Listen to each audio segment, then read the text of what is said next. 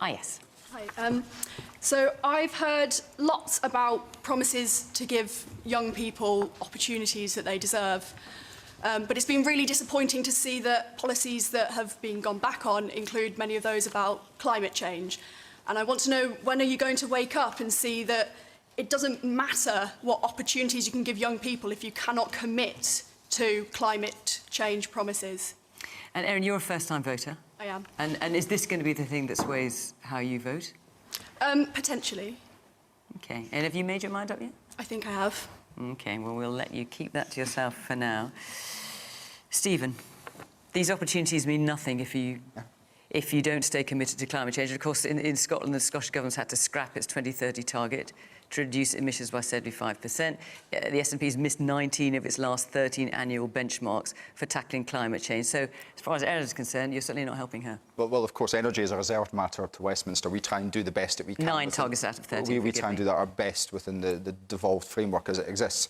So firstly, for young people, when it comes to opportunity, young people in Scotland have something that young people in England are deprived of, and that's free university education. And it is a great pity that both the Labour Party, the Conservative Party, and I believe the Lib Dems don't share our aspiration. Hang on, Stephen, hang on. In fairness, Erin wants to talk about climate change. But when it comes if you don't want to talk about missing climate targets, let's talk about oil and gas licences. I'm quite happy to talk about climate change, and I'm coming on to that. OK, well, that's the one thing she wants to hear about, rather than tuition fees. So I think tuition fees are important to you. They are, but she specifically asked about... OK, Erin, just because you asked about climate change, I was trying to keep it on that subject. Well, I'm interested in both climate change and tuition fees. Well, fair enough. Thank you for that helpful intervention there.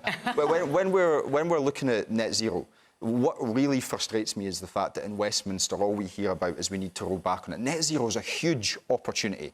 It's an opportunity to combat the climate crisis, but it's also an economic opportunity, because what we have the ability to do is to harness our natural resources to create good, sustainable, long-term jobs for the future. Why would anyone not want that to happen? And in Scotland, we've got an abundance of offshore wind potential, green hydrogen potential, carbon capture potential. The future is bright and the future is green. But to make that happen, we need a Westminster system that wants to invest in green energy. The Tories are climate deniers. They're not interested in climate change at all. They're trying to combat it. And the Labour Party have walked away from their £28 billion commitment to green energy. How dare they, betraying our economic future, but also betraying the planet's future. And in its place, they want to create GB Energy. But nobody knows what that's going to do. It's not going to sell electricity or energy. It's not going to produce electricity or energy. In fact, I think it's just a company that's going to be an investment arm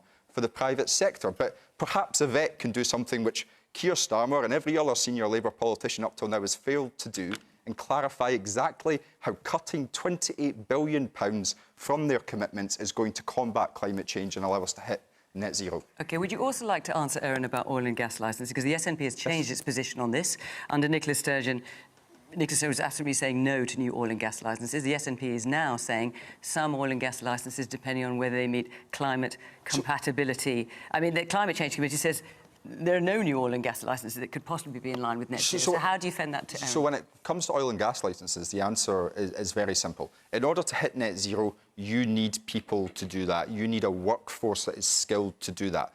The workforce that does that, or could do that at the moment, is employed in the oil and gas sector. So you need to make sure that those people's jobs exist for long enough to allow them to transition, or you don't hit net zero.